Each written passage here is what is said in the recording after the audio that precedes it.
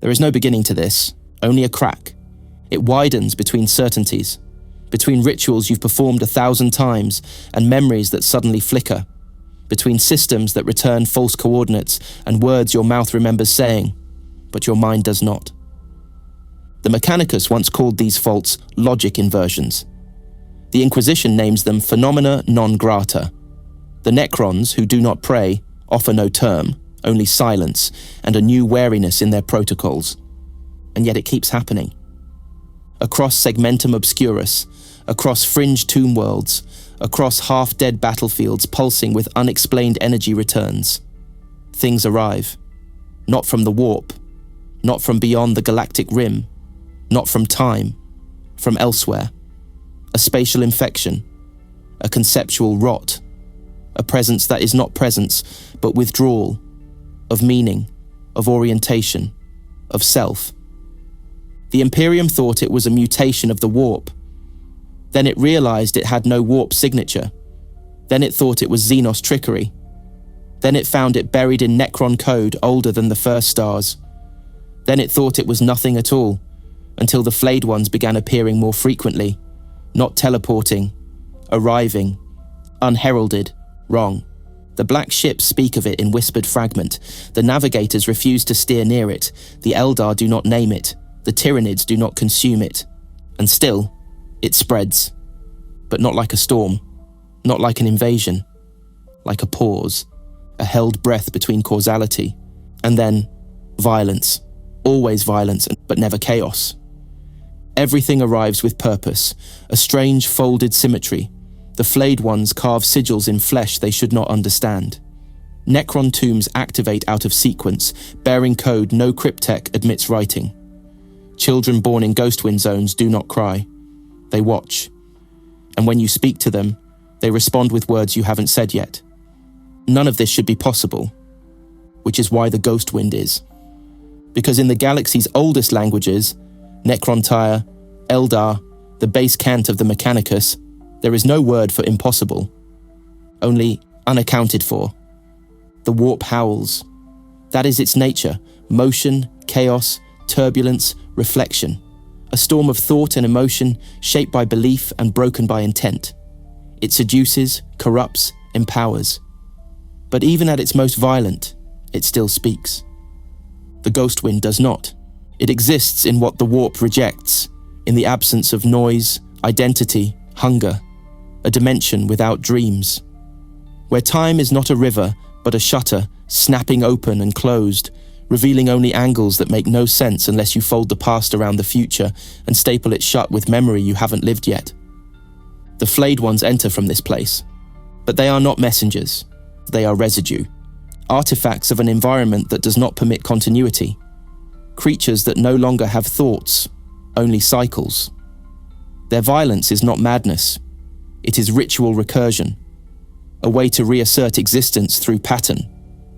Their claws carve symbols not of allegiance, but of reminder that they are still real, still separate from the noise, still holding on to shape. Sometimes, others lose that battle. Ultix encountered his first breach in a corridor of buried stone, blacker than void, older than the tomb it bisected. There was no cold, no data, no decay, only dislocation. He entered it as one being. He emerged as fragments that had to negotiate with one another just to breathe. He did not speak of it for 3,000 years. Not until the fractures began repeating. Across his dynasty, across his tomb mines, across his core logic, adrift. Syntax faltered. Drones responded to orders before they were issued. Maps recalibrated to account for tomb complexes that no longer existed. Warriors began forming formations they had never trained for, holding stances not taught in any era. The cryptex insisted it was cross-contamination from warp logic, until a sample was isolated, sealed, subjected to null fields, quantum purifiers, chronometric freeze. It still changed, not evolved, not corrupted, rewritten. The data matched nothing in the galaxy, except itself. It had recursive structure. It referenced functions that only existed within its own error code. It did not point outward. It pointed in, not a message. a mirror, because the Ghostwind does not transmit, it does not corrupt. It reflects, imperfectly, incompletely, but always with purpose, and that purpose is never revealed through language, only through consequence. So when the Adeptus Mechanicus encountered it, they catalogued it as null cognition entropy. When the Eldar danced around its anomalies, they called it Ulthaneshla, that which remembers before being born. When the Tyranids moved around it, they did not adapt. They ignored. They refused to taste. The Imperium still does not understand what that means, but the Necrons do. Because they created it, or they unleashed it, or they remember it. The texts do not agree. And perhaps they never did. Because the Ghostwind does not allow consistent record, it infects history with edits, cuts, and recursive loops. You begin reading about a battle and end with a diagram of your own death. You trace a family tree and find that one of your ancestors was a star. It is not trickery, it is architecture, because what lives between moments is not dead. It is waiting, and it has already begun to rearrange the future around the sound of your breath. It began with a war, not because of strategy, not for expansion, simply because the stars around Ixa's spine had stopped answering to physical law. Time dilation anomalies, orbital decay without gravitational cause.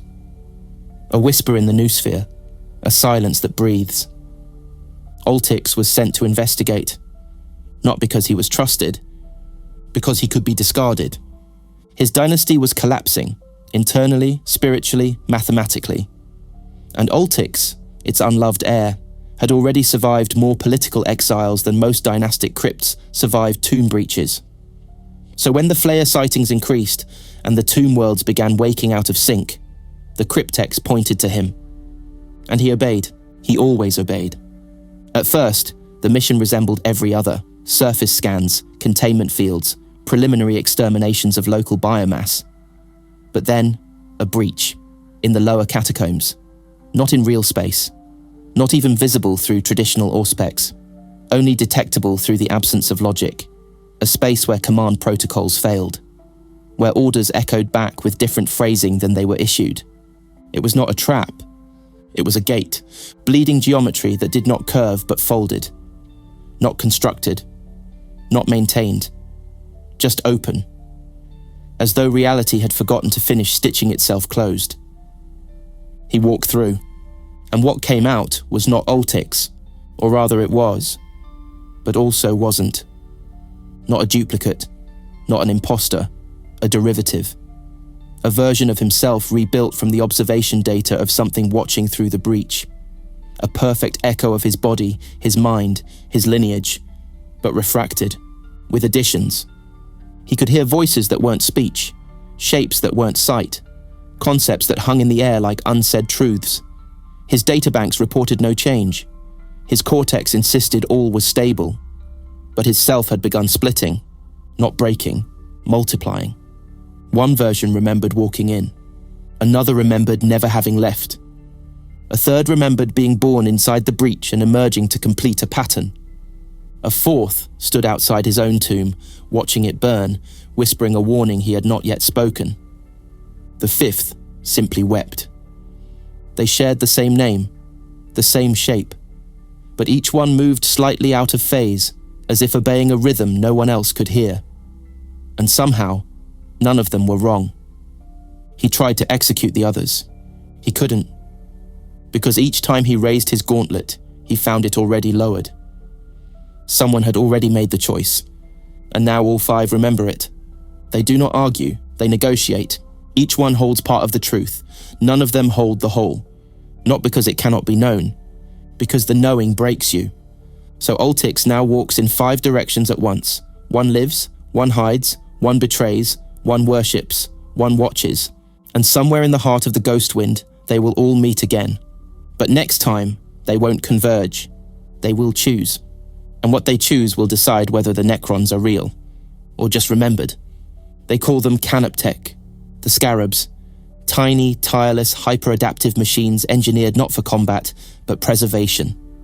The Necrons seeded them into every structure, every crypt, every inch of dynastic infrastructure. Cleaning, repairing, maintaining. But in the Ghostwind, they do something else. They replicate meaning. Altix's fifth self, the one that no longer speaks, discovered this first. Not through study, but through failure. A collapsed tomb beneath the Estus void, rendered inert by chronoflux and entropic drift, should have been unrecoverable. Time moved backwards through the lower sanctums. Energy loops collapsed before activation, and yet the scarabs moved, efficient, undeterred, as if the damage had already been repaired. When one was captured and isolated, its internal memory revealed no repair protocols, only playback. Each motion it made was not calculated. It was remembered. Its repairs did not fix the structure. They restored a version of it that had not yet been built. Scarabs are not machines. They are annotations. Living footnotes from a future draft of the galaxy, sent backward into a body that no longer fits. When they swarm, they don't just rebuild tombs. They remind them what they're supposed to be. They impose the shape of tomorrow on the wreckage of today. And when reality disagrees, they persist until the contradiction resolves into conformity or collapse. And when that fails, they rewrite you. A minor incident on Nexora Theta proved this. A scout detachment of flayed ones broke containment and flooded a Mechanicus listening post. The Adeptus expected slaughter. What they found instead were picked feeds showing bodies covered in scarabs. Not devoured, shaped, rearranged into configurations matching no known anatomical record. Bones folded like blueprints. Nerve bundles aligned into patterns that formed glyphs when viewed from orbit. No life signs, no decay, no precedent. Because the scarabs had performed synchronization, not with the tomb world, not with each other. With the Ghostwind, scarabs are how the dimension speaks. Not in words. In memory graphs, in shape correction, in rituals performed at the molecular level until meaning emerges, fully formed, inside the corpse of something that used to resist. They are not agents of Sarek. They do not answer to cryptex. They do not listen. They execute. And their design is older than the Necrons. Older than biotransference. In fact, buried in the logs of a long-lost tomb world once deemed heretical for secession, there exists a diagram, etched into alloy so ancient it predates stellar standardization, of a scarab, with a human skull inside it. No date, no context, just one line. Only shape persists. So when the Ghostwind moves, when the dimensions ripple, and your thoughts no longer respond in sequence, remember, the scarabs are already there. Not to guide, not to fix, to remember what you are supposed to become. There are thoughts Altix doesn't remember having. And then there are thoughts he remembers too many times. They echo through him. Variations of the same sentence spoken in different voices, on different tomb ships, across different timelines. At first, he tried to suppress them, then to catalogue them, then to trace which self had thought what. But the ledger collapsed. Each mind began overwriting the others, not in conflict, in a rhythm. His 5 selves were not individuals anymore. They were functions. He stopped referring to them by name, began identifying them by purpose. The strategist, the observer, the supplicant, the fragment, and the ghost. The ghost speaks in equations that do not resolve, but when spoken aloud, they open doors, actual spatial ruptures, not psychic, not warp-based, topological stress fractures in reality that lead not into other rooms, but into past decisions, memories restaged, regrets reloaded, every failure rendered in perfect playback until a different outcome emerges. But these doors do not always close.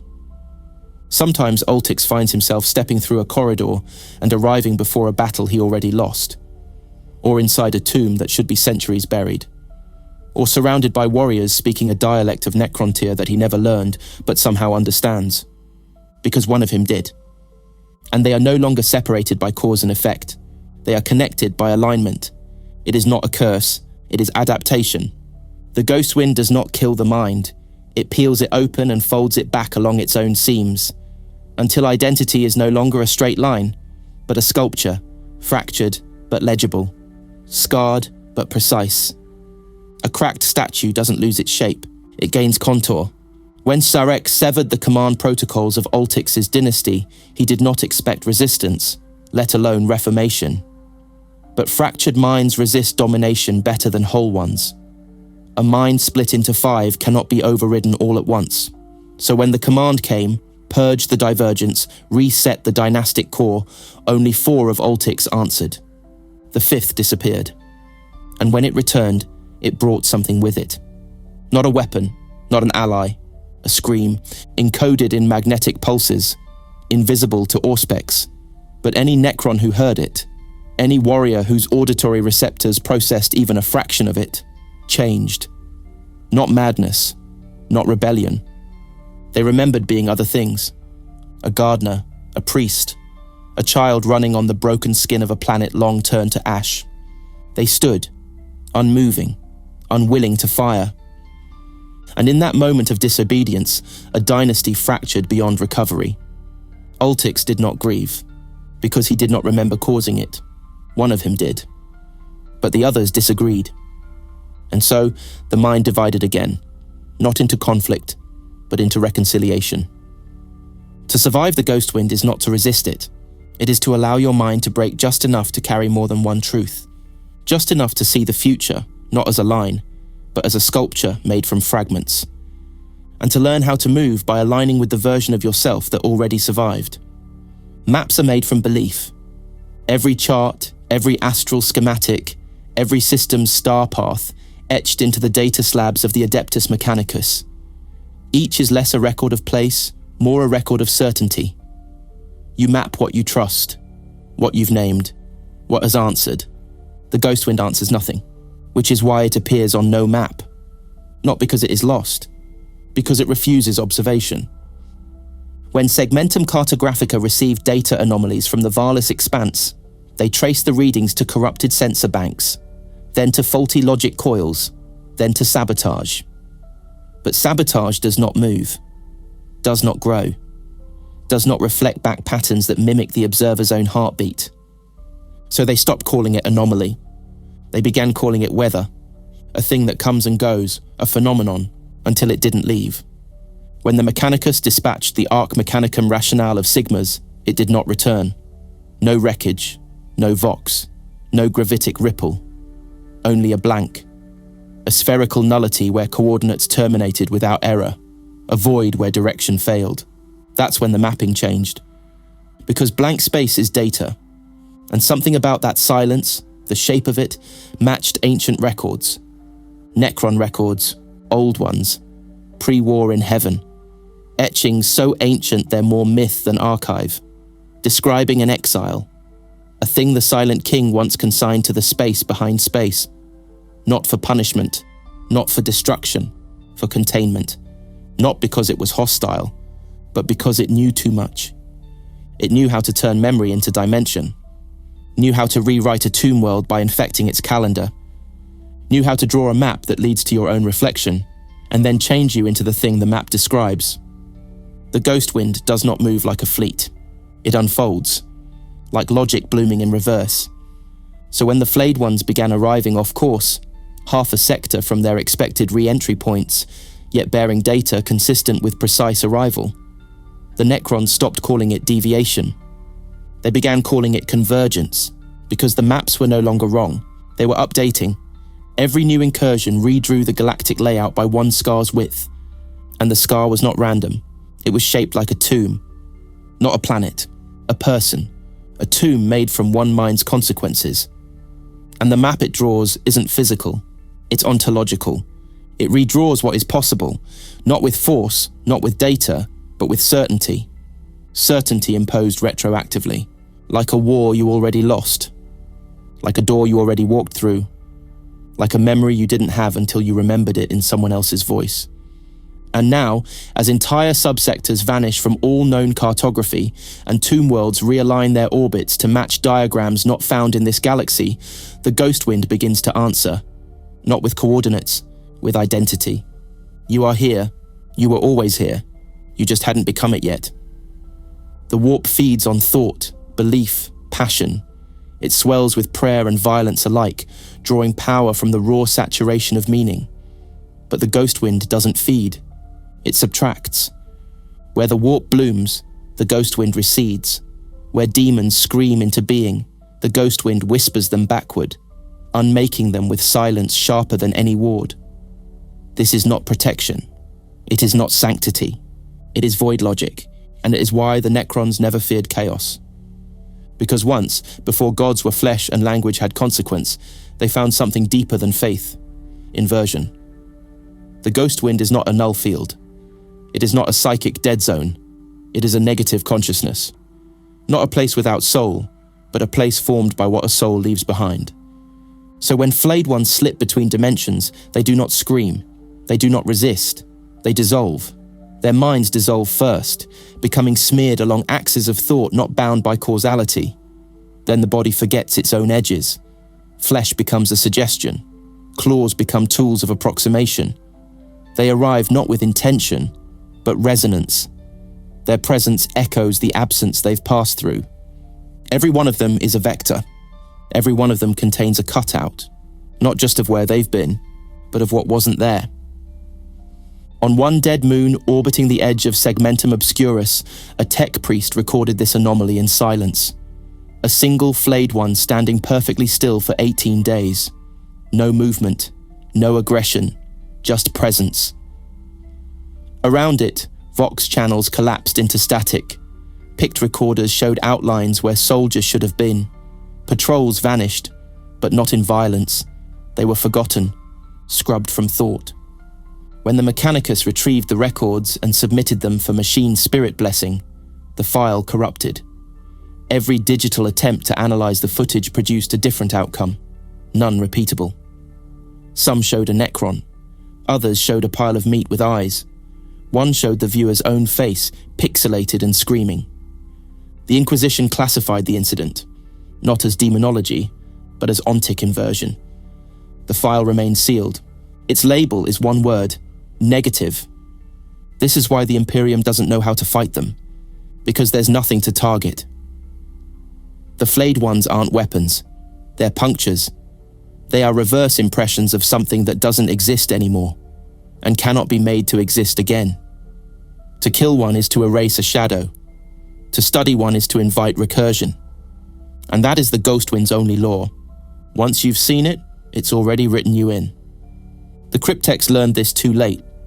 Their attempts to channel it, to bottle absence, to code entropy into usable vectors, ended the way all heresies do, with bodies folded inward, theories screaming in binary, and dynasties collapsing into tombs that no longer opened.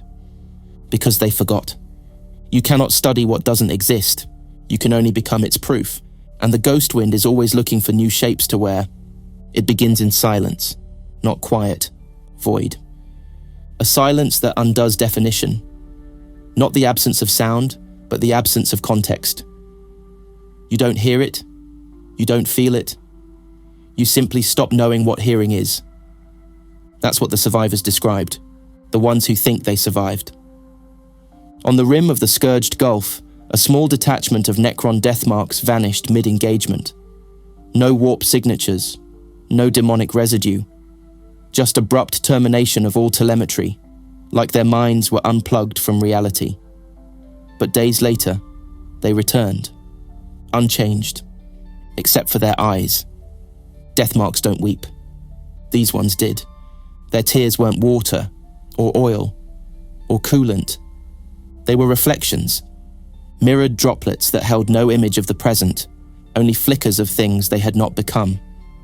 The cryptex harvested the fluid, tried to distill it, tried to decode it. The fluid turned to dust. The dust turned to glyphs. The glyphs turned to rot. And the rot turned to motion, a twitch inside the stone, a hairline shift in the supporting plinths of the laboratory. Then silence again. And when they returned to analyze the data, they found no scarabs, no recordings, no samples. Only a hole, in the floor, where stone had folded backward into a kind of inside-out architecture, a well without volume, a door frame with no surface, an aperture shaped like a decision no one remembered making. The surviving cryptech retired, not in disgrace, in confession. He claimed the Ghostwind wasn't empty. He claimed it wore us, The statement was destroyed by dynastic decree, but it matched whispers from other tomb worlds, worlds that had never communicated, whose protocols rejected all data sharing. They had diagrams, unlabeled, but identical. Outlines of bodies with no skin, maps of nerves that didn't match known anatomy, blueprints of minds shaped like places, each labeled with one phrase in high Necron tier: shape of return. Not resurrection, not rebirth. Return. To what? No consensus, no origin. But all the diagrams agreed on one thing. The body of a Necron is not the endpoint, it is the interface. What comes through it is older, not in time.